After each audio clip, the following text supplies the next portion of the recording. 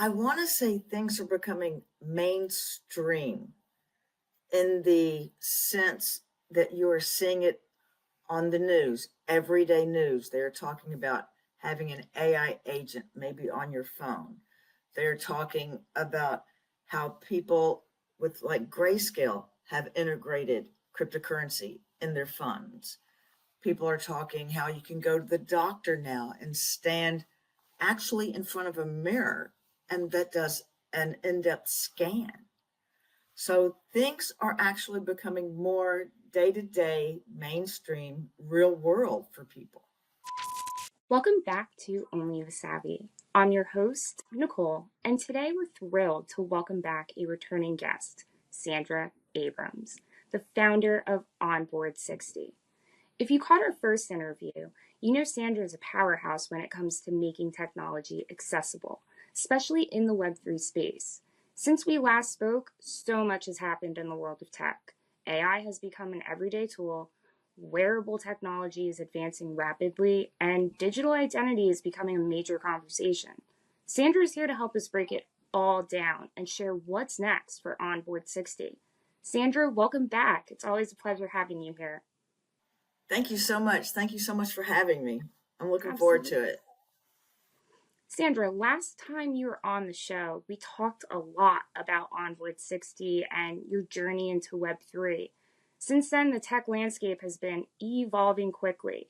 From your perspective, what are some of the biggest breakthroughs that have caught your attention? I want to say things are becoming mainstream in the sense that you are seeing it on the news, everyday news. They're talking about having an AI agent maybe on your phone. They're talking about how people with like Grayscale have integrated cryptocurrency in their funds. People are talking how you can go to the doctor now and stand actually in front of a mirror, and that does an in-depth scan. So things are actually becoming more day to day, mainstream, real world for people. Wow, that's unbelievable. AI has gone from being a buzzword to an everyday tool now. What are some ways you're seeing AI being used practically that more people should know about? Number one, your phone. If you have an iOS, if you have an iPhone, they do something called Apple or AI assistants, artificial assistants, and Siri, which is actually an AI agent helping you on your phone, and you don't even realize it's happening.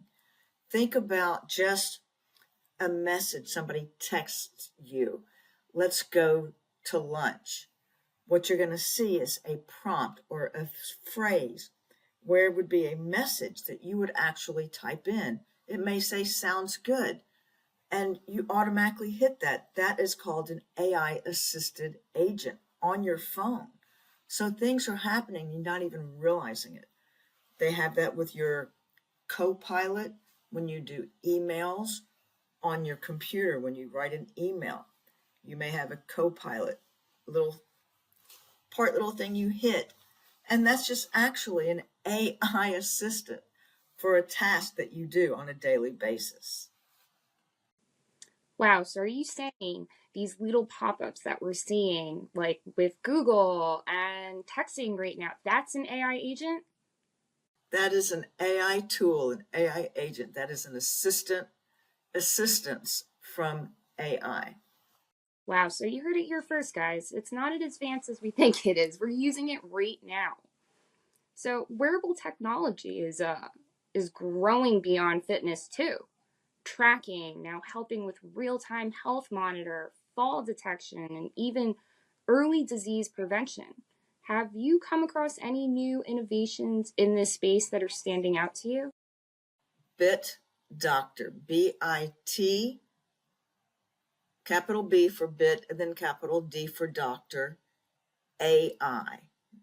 That is a face scan that you have on your phone that does an in-depth scan, and they do say that it is for uh, educational purposes, but it's really a medical device that you can use scanning your face, and it is very accurate.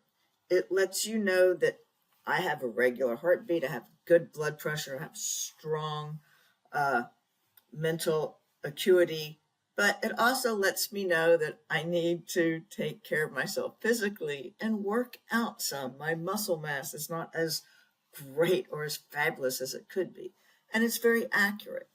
You have different monitoring devices that can help when it comes to detecting your falling, detecting your balance. And if you are a dementia, Alzheimer patient, they do have wearables, not only bracelets and necklaces that are soles for your shoes for people. So there are a lot of things that are advanced for healthcare. And those are just to name a few. Wow, just the few that you just named sound unbelievable. So you attend a lot of tech events and expos. Have there been any recent conferences or industry gatherings that left a lasting impression on you? I would say July, Bitcoin Nashville, that conference, and then this past one in January, just a few weeks ago in Miami. Those both, basically, it's people who may not have any idea or know anything about Bitcoin or cryptocurrency are now, like I said, it's mainstream on the news. Well, people are now curious and are actually coming to these conferences and asking, what is it all about?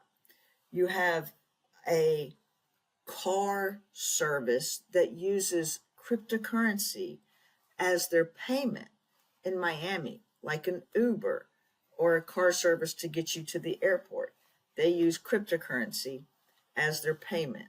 You have now mortgages that you can do crypto mortgage. You can do property rights for your mortgage, for your home, for your business on chain. It's called Propy. Don't know if I said it right. But there are companies that are now really being a part of everyday business that, I mean, I can talk about the accountants, I can talk about lawyers, different things like that. So it's really, I'm seeing it, like I said earlier, when it comes to some things that are for senior citizens, quality of life that are more mainstream. But I think just, I want to say 35 years old and older are now starting to come in and go, hey, what's this going on? Wow, are you recognizing that that's like the demographic that you're starting to see pop up, starting to get curious? I am. I'm seeing it's like there's people, I'm 64, there's people that are like 40 to 50 years old that are now coming to these. And there are people that are over 50, especially, they're moving from their business. Like I met some people who, I don't want to date them, but they did a finance business that used to be just straight traditional finance. They have now incorporated non-traditional and cryptocurrency as part of their funds in their portfolio. So I'm seeing that happen too. It's people older 50. How are those experiences for those people that are older 50? Have you been able to converse and find out? Yeah, they're very straightforward on finance, on portfolios for retirement, different things that they are able to do with their existing funds or their existing um, IRAs or their existing 401ks. What can they do and put and incorporate different cryptocurrencies for the future? Looking at the type of stocks that are tech stocks, more stocks that are towards the future kind of things. So I'm seeing that more, in the conversations. Wow, that's pretty exciting to have those kind of conversations now with those type of people. Now let's jump into Onboard 60 since we're on this conversation. The last time we spoke, you walked us through this inspiration behind it and how it helps people navigate new technology. What's changed since our last conversation? I want to say I'm consulting more real world solutions. Uh, I didn't expect this to happen in my lifetime. I did not expect the government to incorporate Bitcoin, Grayscale, Fidelity, Wells Fargo, um, Goldman Sachs, Visa, MasterCard. I did not expect them to incorporate cryptocurrency as part of their portfolios or part of what they can accept as payments. And it's happening. It's Most people just want DocuSign. Most people just want to just hand in their credit card. It's going to be maybe a Bitcoin transaction, but they know it's just their money. But behind the scenes, it's going to happen. That's what I'm seeing more and more. It's being easier for people to adapt. And I don't say adopt because things are being, you have to adapt to what's happening because it's happening and it's going to happen and it's happening even more. It's 100% true right there. So you work closely with people who may not be so tech savvy but are eager to learn. Have you noticed any shifts in how people are approaching technology lately? I notice people are basically just, I want to say curious. They're just wanting to understand um, what's happening around them. It's not happening to them yet, but it's happening around them. Or maybe like an example, I know somebody who's 27 or 28 years old, and his dad, wants to know a little bit about what is Bitcoin, sees it on the news, wants, so there's a conversation between a young adult male and his older father. No, you never expected that, but it's happening now. Those things are starting to happen. So, what are some of the biggest misconceptions that you're seeing with people still having with Web3 and emerging tech? What are kind of some of the questions that you're hearing from them, or the difficulties when it is coming into this industry? The first misconception is that everything is winning, everybody's going to make it, in the sense of this is a new way of life. This is a way that you can own all of your own data, and that everything is going to be fantastic and rosy, and everybody's here to help you. That's not the case. This is no different from any other people making a new business, making a new ecosystem. This is just parallel to Web 2, but it's Web 3. People are making it, growing it, making it evolve into decentralization. You have a few large companies, just like you have in Web 2, a few large companies that are making the momentum forward towards decentralization. Some good actors, some bad actors, just like in regular financial institutions, good actors, bad actors. You join, they say, at your own risk. You join finding people who are doing what you are doing, and stick with those people because you're going to ask the same questions, you're going to learn, and you're going to help each other learn. That's what I think. Now, jumping into learning.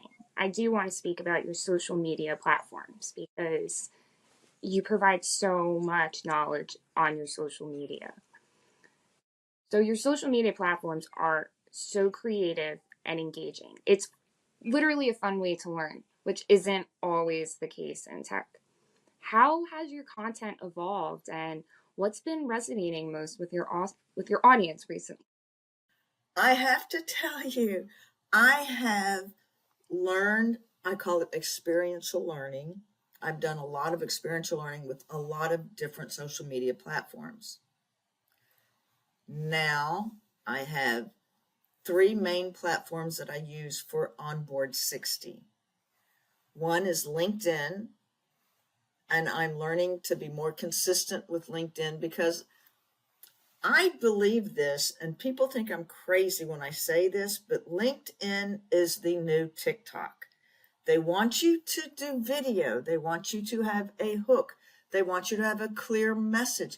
And this is what LinkedIn is actually promoting. So I do see LinkedIn is now the new TikTok, which I have a little experience of doing video, so I'm definitely going to be LinkedIn. YouTube for my shorts and my educational videos, and Substack for my long article blogs. And I have my stand store for my booklets that I already have for people, because I do think this little digital downloads that I have are excellent cliff notes, introductions, and ways of looking at, do you really want to dive into this or not? That's how I look at it. I have How to Succeed in Social Media in 2025, talks about how there are a lot of different monetizations that you can do now. Even X is doing monetization for people. It also talks about how you can do that. How to go to real events and follow up. That's another little digital download, so you can actually connect with people and follow up with people and keep building the relationships with people. I have the Cliff Notes 1101, which is Web3 1101, for people to understand just small things like what the blockchain is, NFTs, wallets, and things like that. Yeah, I think it's important for people to stay connected with people who are doing what they're doing too, because that way you don't feel so alone. Absolutely. No, you definitely need to have a buddy in this industry, in this new technology to help you learn, and you both can go back on what you're learning as well. So for Onboard 60, you just provided so much great resource from the basics of Web3, the social media, the events. If there was one of those items that you can choose as the most valuable that you would recommend to anyone wanting to learn, which one of those would it be? Definitely going to events, um, and you can use that for going to Zoom meetings, or going to, they have online seminars that, like, there's DPIN, Decentralized Physical Infrastructure Network, that the DPIN hub does like 4 or 5 different companies all at one time during one time that you can sit there and watch. But I think it's important to get connected with people and follow up. So out of all of the digital downloads, I think the how to go to in real life events and follow through and follow up, because that way you stay connected with people. Absolutely. And connection's extremely important right now. So we're seeing technology, it's changing fast, and it's easy to feel like there's always something new to keep up with. What do you see as the biggest opportunities in the tech space over the next year? I see AI agents as something that is going to be more of a daily task for anybody to have, there's going to be something called AI agent swarms, like SWARMS, which means your AI agent has its AI agent that works with an AI agent that works together to answer your AI agent. So I see that happening. I also see, and this I'm already seeing happen in other countries. Um, Middle-aged students putting their phones in a cubbyhole rather than having it on them during school. There are schools like in England, and the Netherlands that are having children put their phones up, not to have it during the classroom time, during school time. And I think that's going to have uh, an impact of people going away from so much screen time. There's going to be screen time, but not, I think there's going to be some control over parents and their kids. Wow, what an interesting concept to have the devices locked up during school time. That is pretty cool.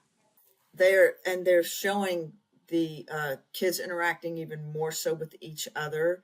Children are actually having more eye contact. I mean, it's really interesting to see how are on the pendulum of going to AI agents and the pendulum of doing so much handheld with our devices at all times, 90% of the time, when you now have people saying, no, we don't want to do that as much anymore. We want to really monitor how much we do.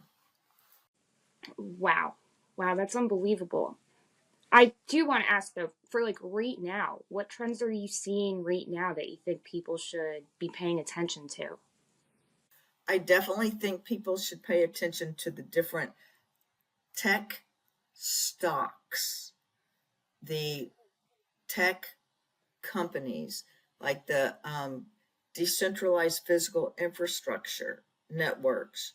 Those are actually really doing something when it comes down to having an effect. There's some countries that are unbanked, people that do not have resources to use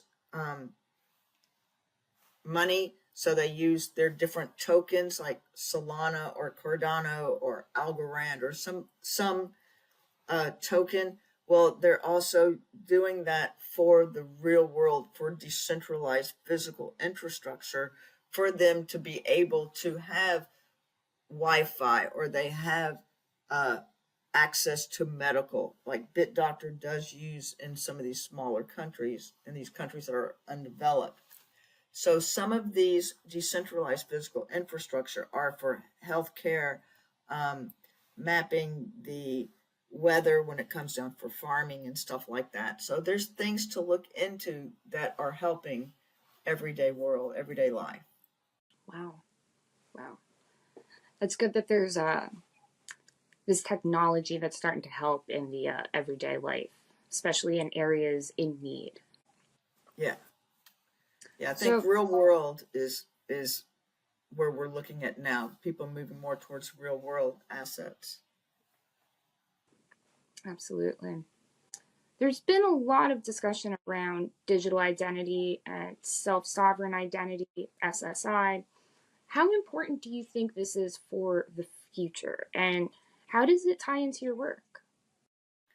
That's very interesting that you bring that up, because I do think a lot of people um, have had resistance to KYC, know your customer, when it comes to people getting cryptocurrency wallets or moving towards a project or an airdrop or some kind of reward that they're asking for a know your customer KYC. So a lot of people are resistant to that. But at the same time, now that people's, um, I guess, accounts, finances are becoming more stable and people are looking at this as long term, I do see having your digital identity is going to be more so um, important to match, say, your property rights, because all this, as they say, data online, data blockchain, there's going to be so much. You want to have something that's going to connect. And I think that's going to be the easiest way to connect your digital identity with, say, your property rights or your title or your health care, your trust funds or something. I think that's going to be very important. But I don't know. That's just what I think. That's a great thought right there that you just provided, though, because a lot of people in this industry are saying the same thing. So, wouldn't be surprised if that's the next steps that we start heading in. So, many people feel overwhelmed by all of the new advances in tech. What's your advice for staying informed without feeling lost in the noise? Oh my God. I I repeat a lot of things. I I mean, I've been at this one financial group since March of 2024. I still go to their classes, the SheFi classes. I still go because I learn something different every time. I meet different people. I can communicate with people and learn more things. It's evolved into something even more than what it was. I uh, think education is very important. Staying open to learning is very important for people, and being able to say, I don't know, can you help me, is probably the best thing I've ever done. Um, so I think those are that very easily right then and there.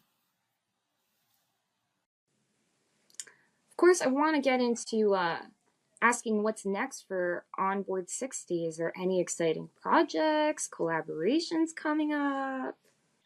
Well, I am so stuck. I am learning. Okay, I'm making this website right now with Wix. And then I get on ChatGPT and find out that there's a Wix AI agent. Thank you so much. After I've already got on Wix. But that's another story. That's me. That's what I do. I'm wanting to learn and make my own digital replica, my own digital twin of Onboard 60. So yeah, I've been learning and reading about it for like the next for the since like September, October, since November, and I found one company, but they don't do what I want them to do. I want all of the information to be put into a digital twin. They scrape, or where they take all the information from YouTube, Substack, all the old TikToks, everything, and poof, I want a little Onboard 60. That's what I want. So people have a safe place. You know what the information is, you know where the information come from, you can talk to it, you can get all the information right there. That would be absolutely amazing. And we believe you're going to do it. So we're looking forward to seeing this digital Sandra on Onboard 60 to assist us with any questions that we have regarding Web3. You get to speak to the pro at any time. And I'm just still doing the learning how to code, like 15 minutes a day, and now I'm on that, what are those things, just different apps, learning to get, from what I understand, people want certifications, all the things I've been learning. So now I'm like going back and I'm like speeding through these little classes to get certifications so I can Oh, wow. show everybody. So Oh, wow. yeah. Are there any current AI platforms right now that you see being very powerful and useful in your day to day life? I use Perplexity a lot. That's one that, to me, it's very simple, it's very easy. um, I use Leonardo AI for digital. I also use Monoverse XYZ, which is a mermaid image generator for a company, for a uh, community that I'm in. I think just my co-pilot assistant helps just on my computer, um, just automatic things that are there. I just allow, and that's the one thing to remember. You can say no, you can have access, allow access, or not allow access. You do have control over that on your phone for all of these kind of things. That is very true right there, too. We do have that access. Sandra, this has been such an insightful conversation. You always have a way of making technology feel approachable and exciting, and I know our audience appreciates it. Before we wrap up, where can people find you, stay connected with everything you're working on?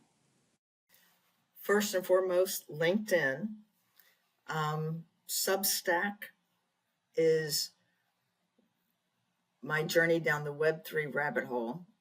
And then YouTube is Web3 rabbit hole. And I keep updating information, and the onboard 60x.xyz is under construction. That's going to be the website that will be coming out soon, which will have the digital twin on it. Awesome. And Sandra, do you have any last remarks before we end this interview that you'd like to share with the audience? I think the one thing and main thing, what is your legacy? What are you going to leave behind? Now's the time to think about that. I don't care what age you are, because as things evolve and accelerate and change, it's time for you to accelerate and change with them too. And that's it. That's a great last remarks. Sandra, thank you again for joining us. It's always a pleasure having you on, and we can't wait to see what's next for you in Onboard 60. Thank you so much. Thank you so much. And to our audience, if you found today's conversation valuable, don't forget to like, share, and subscribe to Only the Savvy. Until next time, stay savvy, and we'll see you in the next episode. SIM swap fraud is sweeping the globe, and your mobile security is at risk. Switch to Ifani and lock out SIM swap fraud and get the most elite mobile protection in the world. Ifani guarantees 100% protection from SIM swaps, backed by a $5 million insurance policy. Stay secure with reliable coverage, free international roaming, and unlimited data. Trust Ifani to keep your communications and assets secure. Get military-grade protection, 24/7 concierge service, and a hassle-free upgrade. Click the link below for $150 off.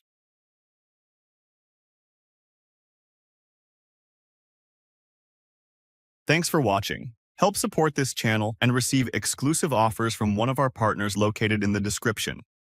We'll see you on the next one.